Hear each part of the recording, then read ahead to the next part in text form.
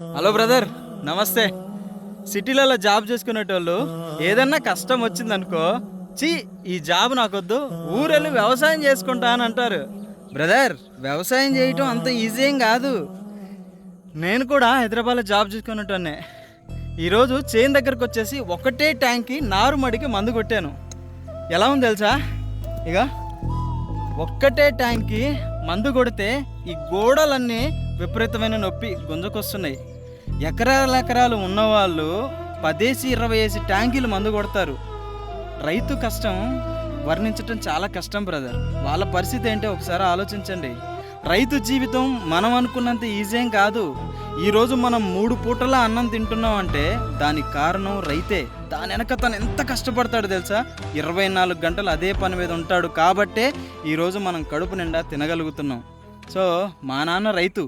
ఈరోజు నా చిన్నప్పటి నుంచి కూడా మా నాన్న ఏ రోజు నాకు పని చెప్పలేదు, పని చేపీయలేదు. సో ఈరోజు నాన్న పరిస్థితి బాగలేదు. ఈరోజు చేనుకొచ్చి మందు కొడతా ఉంటే తెలుస్తూ ఉంది నాన్న ఎంత కష్టపడి పిల్లల్ని సాది ఈరోజు మమ్మల్ని ఈ పొజిషన్లో ఉంచాడా అని.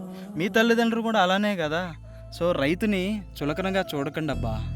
చాలామందికి ఒకటే మాట చెప్తున్నాను, రైతు లేకపోతే మన గొంతు దిగదు, మనకి ముద్ద లేదు, మన కడుపు ఆకలితో మాడిపోతుంది. అదొక్కటి గుర్తుపెట్టుకోండి. రైతు కొడుకుగా పుట్టినందుకు చాలా గర్వపడుతున్నాను బ్రదర్. మా నాన్న ఒక గొప్ప రైతు. మా నాన్నకి శిరస్సు వంచి నమస్కారాలు తెలియజేస్తున్నాను అంతే. జై జవాన్, జై కిసాన్, అన్నదాత సుఖీభవ. వీడియో నచ్చితే లైక్ చేయండి బ్రదర్, షేర్ చేయండి. రైతు కష్టం గురించి అందరికీ తెలిసేలా ఫార్వర్డ్ చేయండి. Love you all.